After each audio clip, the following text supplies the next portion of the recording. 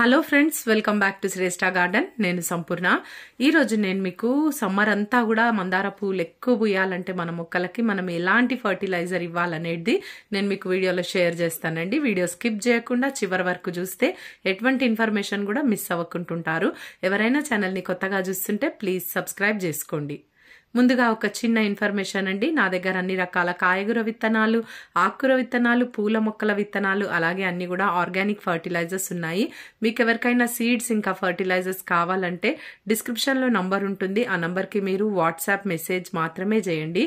మీరు మెసేజ్ చేస్తే నేను కేటలాగ్ సెండ్ చేస్తాను. లేదా మీరు shresthagarden.in వెబ్సైట్లో డైరెక్ట్గా చెక్ చేసి కూడా ఆర్డర్ చేసుకోవచ్చు. ముందుగా మన మొక్కల పైన అయిపోయిన పూలను ఎప్పుడు కూడా మనం ఉంచొద్దండి. ఇవి నిన్నటి ఫ్లవర్స్, నిన్న పూసి అయిపోతాయి కదా, ముడుచుకుపోతాయి. అవి మనము తీసేసే వరకు కూడా ఒక 3 days వరకు అట్లానే ఉండిపోతాయి. మొక్క మీద ఎనర్జీ అంతా కూడా అక్కడ వేస్ట్ అయిపోతుంటది అనమాట. ఎప్పుడైతే మనం ఆ పూలను వాడిపోయిన వాటిని తొలగిస్తామో నెక్స్ట్ ఇంకా మళ్ళీ ఎక్కువ, అంటే ఇప్పుడు ఇంకా బర్డ్స్ ఉన్నాయి కదా చూడండి, ఈ మొగ్గలకు మళ్ళీ పువ్వులు మంచిగా పూయడానికి ఆ ఎనర్జీ అనేది ఇటు డైవర్ట్ చేసుకుంటది అనమాట మొక్క. మనం ఎప్పుడైనా గమనించుకొని వాటిని ఎప్పటికప్పుడు అయిపోయిన పూలని మనం తీసేస్తేనే మరి మొక్క హెల్దీగా ఇంకా హెల్దీ ఫ్లవర్స్ ఇస్తుంది మనకు. అది మనము గుర్తుంచుకోవాలండి ఎప్పుడు కూడా. ఇంత మంచిగా ఫ్లవర్స్ పూయడానికి అయితే కారణం సన్లైట్ అండి. సన్లైట్ అనేది చాలా చాలా ఇంపార్టెంట్. మనం ఎన్ని ఫర్టిలైజర్స్ ఇస్తున్నా, టైంకి వాటరింగ్ చేస్తున్నా కూడా సన్లైట్ అనేది ప్రాపర్ గా మొక్కకు అందకపోతే పువ్వులు అయితే ఇట్లా కరెక్ట్ గా ఓపెన్ కావండి. ఇదైతే 100% నిజము. మరి సన్లైట్ అనేది చాలా ప్రాముఖ్యము. మరి దాదాపుగా సన్లైట్ ఎక్కువ వచ్చే ప్లేస్ ఏది ఉంటుందో చూసుకొని మనము ఆ ప్లేస్ లో మన మొక్కలను పెట్టాల్సిన అవసరం ఉంటది. చలికాలంలో నుండి మనం ఎండాకాలంలోకి ఎంటర్ కాబోతున్నాం కదా. అయితే మరి ఈ మందార మొక్క కూడా రెస్టింగ్ పీరియడ్ లో నుండి మరి యాక్టివ్ పీరియడ్ లోకి అది కూడా ఎంటర్ అవుతుంది ఈ సమ్మర్ లో. మరి సమ్మర్ లో అయితే చాలా బాగా మందార పూలు పూస్తాయండి. మనం ఈ టైం కరెక్ట్ గా ఫర్టిలైజ్ చేయగలిగితే మొక్కకి చక్కటి రిజల్ట్స్ ఉంటాయండి. అయితే ఇప్పుడు మీకు వస్తలేవా పూలు అని అంటే వస్తున్నాయి. అప్పుడప్పుడు ఈ హైబ్రిడ్ ఫ్లవర్స్ అయితే పూస్తూనే ఉంటాయి మా గార్డెన్ లో. కానీ ఎక్కువ సంఖ్యలో ఒకటే మొక్కకి మనకు ఎక్కువ ఫ్లవర్స్ రావాలి, గుత్తులుగా మనకు మొక్క మొత్తం నిండిపోవాలి పూలతో అంటే మాత్రం సమ్మరేనండి. సమ్మర్ లో చాలా బాగా పూలు పూస్తాయి మందార పూలు. మరి అలాంటి టైం మనము, అంటే మందార మొక్కలు జనరల్ గానే హెవీ ఫీడర్ ప్లాంట్స్. మనం ఎప్పుడు కూడా ప్రతి 15 రోజులకు ఒకసారి వాటికి ఫీడింగ్ చేస్తూనే ఉండాలి. నేను మీకు చూపిస్తూనే ఉన్నాను కదా. మరి అట్లా మనకు రెస్టింగ్ పీరియడ్ ఉన్నప్పుడు కూడా నాకు చక్కగా ఫ్లవర్స్ పూసినాయి. ఇంకా అసలు ఈ సమ్మర్ లో అయితే ఇంకా చాలా పూయాలి ఫ్లవర్స్. దానికోసం మన మొక్కల్ని మనం సిద్ధం చేసుకోవాలి మంచి ఫర్టిలైజర్స్ ఇచ్చి. చూడండి ఎన్ని మొగ్గలు ఉన్నాయో ఒక్క మొక్కకే. చూడండి ఇట్లా పువ్వులు కానీ మొగ్గలు కానీ ఇట్లా మనము ఎక్కువ సంఖ్యలో మనం తీసుకోవాలంటే ముఖ్యంగా ప్రూనింగ్ అండి. మనం ఎప్పటికప్పుడు ప్రూనింగ్ అనేది కూడా చేస్తూ ఉండాలి. ఈ టైంలో మీరు సెమీ ప్రూనింగ్ చేయండి. కొమ్మలు ఏవైనా కొంచెం అంటే అక్కడ ఫ్లవర్ ఏది రాలేదు ఇంకా రాదు అన్నట్టుగా మనకు కనిపిస్తుంటది కదా, లైట్ గా మీరు ప్రూనింగ్ కూడా చేసేసేయండి.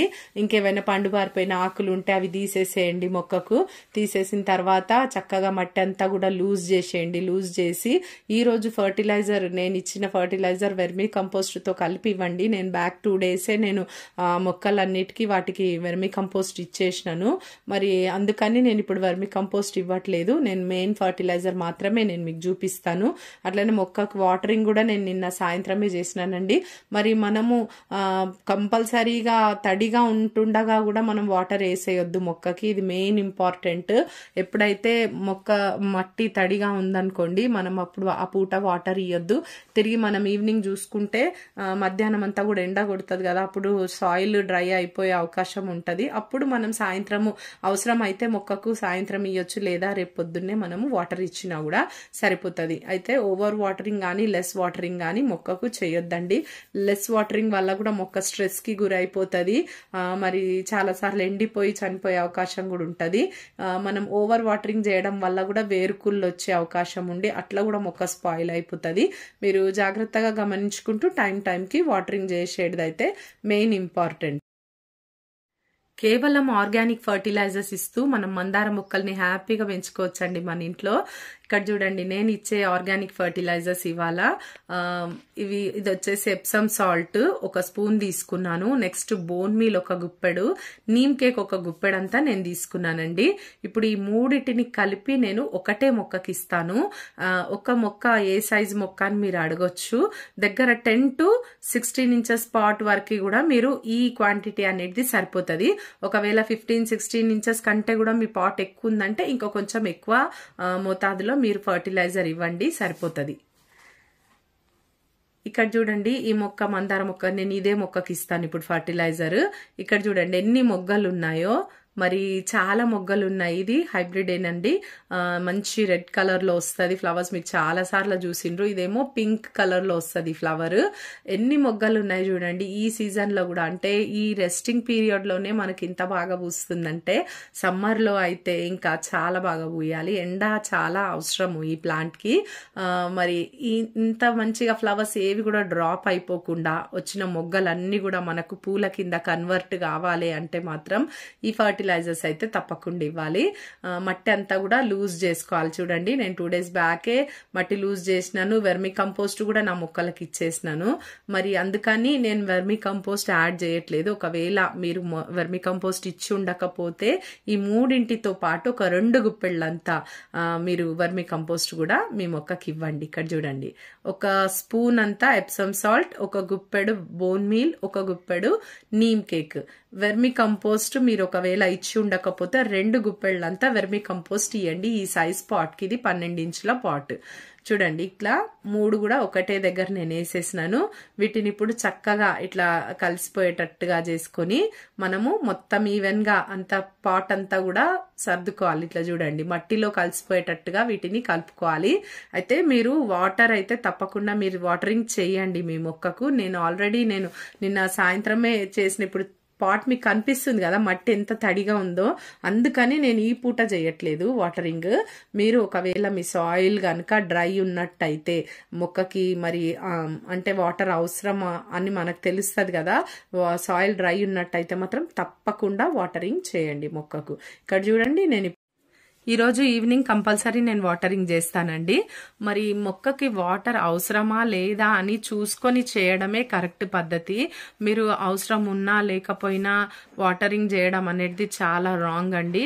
అప్పుడే మన మొక్కలు పాడైపోతాయి. మీరు ఇది గమనించుకోండి. ఇంకా నేను ఈరోజు మీకు షేర్ చేసిన టిప్స్ కూడా నేను మీకు యూస్ఫుల్ అని నేను అనుకుంటున్నాను. మరి అదేనండి, మొగ్గలు అయిపోయిన పువ్వులు పూసి అయిపోయిన తర్వాత వాటిని మొక్క పైన వదిలేకుండా వాటిని ఎప్పటికప్పుడు తొలగించడం వల్ల ఎనర్జీ అనేది డైవర్ట్ కాకుండా మిగతా పువ్వుల కోసం మొగ్గల కోసం ఆ ఎనర్జీ అనేది యూజ్ అవుతుంది. ఇలాంటి టిప్స్ అన్ని కూడా మీరు ఫాలో అవుతారని మరి వీడియో నచ్చిందని నేను అనుకుంటున్నాను. మీకు ఈ వీడియో నచ్చితే ఒక లైక్ చేయండి. తప్పకుండా ఛానల్ని సబ్స్క్రైబ్ చేసుకొని పక్కనే ఉన్న బెల్ ఐకాన్ కూడా క్లిక్ చేయండి. నేను వీడియో పెట్టగానే మీకు నోటిఫికేషన్ వచ్చేస్తుంది. ఈ వీడియో ఎలా ఉందో తప్పకుండా కమెంట్ చేయండి.